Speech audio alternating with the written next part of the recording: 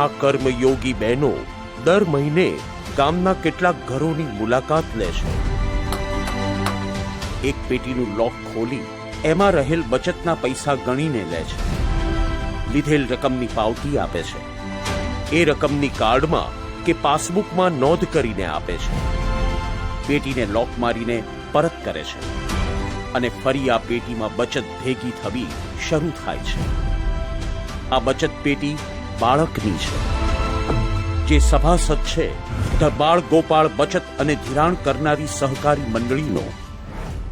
ઈડર વડાલી વિસ્તારના બાળકોને એમણે પ્રેરણા આપી બચત કરવાની. વીજળી બચાવ, વીજળી બચાવવાનું બિલ ઓછું આવે તો એ પૈસા ગલ્લામાં નાખો. ચા પીવાની છોડી દીધી, રોજના 10 રૂપિયા ચાના બચ્યા ગલ્લામાં નાખો.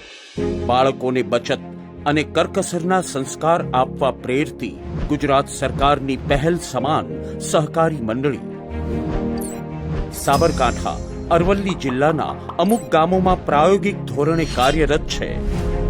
મેં ભેગી કરેલ બચતમાંથી લેપટોપ ખરીદ્યું ત્યારે મને સમજાયું કે આ બચત પેટી મને કેટલી કામ લાગી. આ બચત પેટી બાળકના જીવનનો અમૃત કુંભ છે.